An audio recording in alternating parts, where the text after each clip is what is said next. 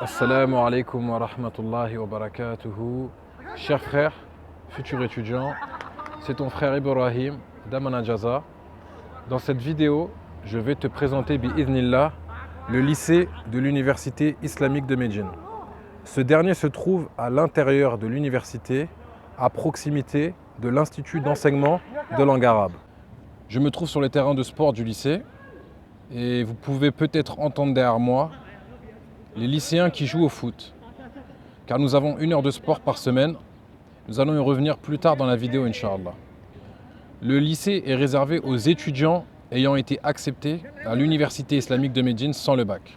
Il est composé principalement d'étudiants sortant du collège, donc principalement des élèves saoudiens, donc d'une tranche d'âge de 15 à 17 ans, mais également d'étudiants venant de l'étranger qui ont été acceptés à l'université sans le bac. Donc comme on l'avait vu dans de précédentes vidéos, parfois l'université, malgré qu'elle demande comme condition d'avoir le bac, elle va parfois accepter des étudiants sans le bac. Par contre, ils devront passer par le lycée pour obtenir le bac avant de pouvoir rentrer en Kulliya, en faculté. Le cursus au lycée est de 3 années. Tu entreras soit en première, deuxième ou troisième année en fonction du diplôme avec lequel tu as postulé.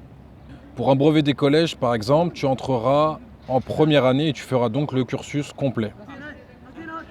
Et avec un BEP, tu entreras soit en deuxième ou en troisième année, mais c'est l'IDARA qui va déterminer cela, c'est-à-dire que c'est l'administration, en fonction de ton diplôme, qui va choisir en quelle année tu vas entrer. Le programme étudié au lycée est très riche. Les matières sont nombreuses.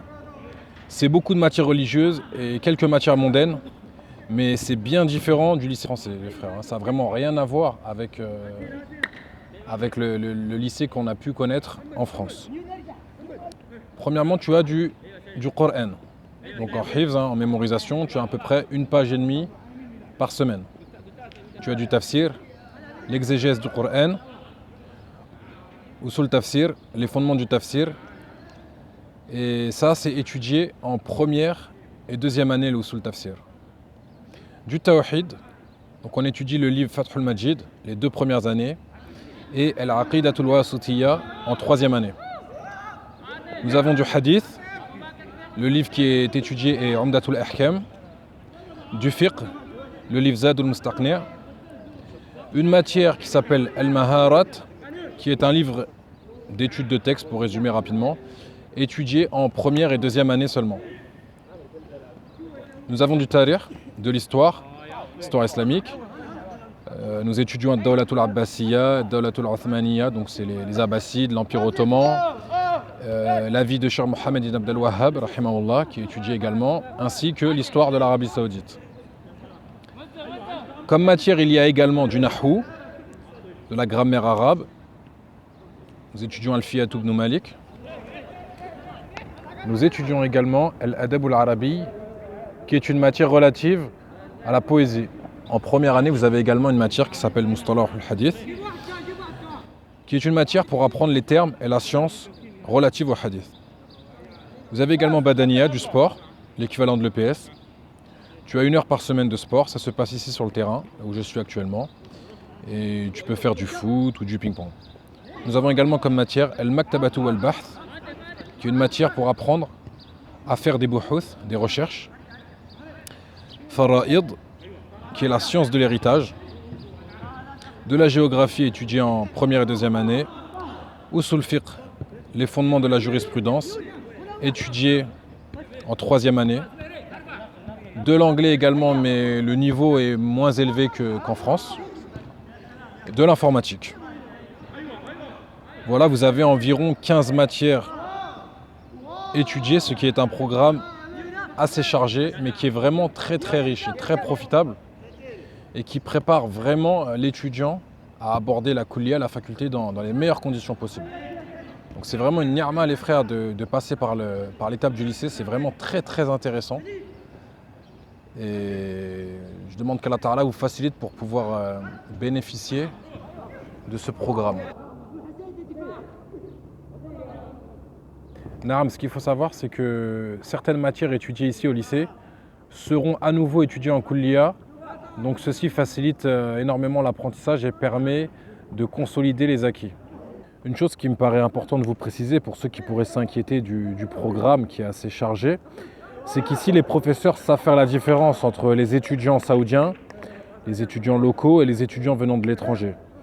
Et ils ont tendance à faciliter les étudiants venant de l'étranger, à leur expliquer davantage et à les aider. Donc ne vous inquiétez pas, hein, le but n'est pas d'apporter de la difficulté à l'étudiant, mais plutôt de lui apporter une facilité, à lui expliquer les choses pour qu'il puisse rentrer en faculté de la meilleure des manières, Inch'Allah.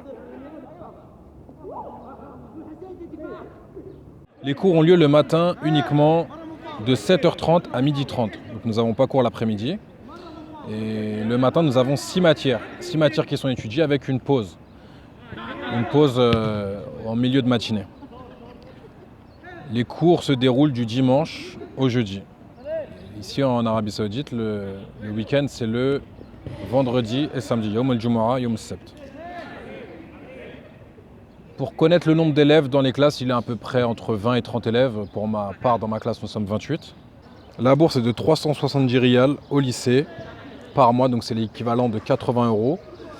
Effectivement, elle est moins élevée qu'en Kulliya. En Kulliya, elle est de 840 riyals, ce qui fait à peu près 200 €. Mais ce qu'il faut comprendre, c'est qu'à la base, cette bourse-là, elle a été mise en place pour des lycéens d'à peu près 16 ans qui vivent chez leurs parents. Donc forcément, pour les étudiants de l'étranger qui ont un âge avancé et qui sont en famille, c'est vrai que ça ne correspond pas forcément aux besoins. Mais alhamdoulilah, c'est toujours mieux que rien. Concernant les examens, il y en a une fois par mois. C'est-à-dire que quand on commence le semestre, au bout d'un mois, il y a 2 semaines d'examen, des contrôles continus. Puis ensuite, encore au bout d'un mois, il y a également une nouvelle session d'examen de 2 semaines toujours, en contrôle continu également. Puis à la fin du semestre, tu auras une semaine de révision avant de passer 2 semaines d'examens finaux. Donc là, il n'y a plus cours, c'est vraiment 2 semaines où on vient juste pour faire des examens. Et pour obtenir le bac, ce sont les notes des 2 dernières années qui vont être prises en compte. Et si vous obtenez la moyenne requise, vous allez obtenir le bac, alhamdoulilah. Et après le lycée, les lycéens pourront entrer en Kulliya, en faculté. Voilà mon cher frère, j'espère que cette vidéo t'a plu. N'hésite pas si tu as des questions à me les poser en commentaire, j'essaierai de t'y répondre, Inch'Allah. N'hésite pas également à diffuser cette vidéo à d'autres frères qui pourraient en profiter, Inch'Allah. Et n'attends pas pour postuler. Fais ton dossier, postule maintenant. C'est vraiment un conseil que je te donne. N'attends pas, n'écoute pas les on-dit. Réunis tes documents, traduis-les, postule. Qu'as-tu à perdre en faisant cela ?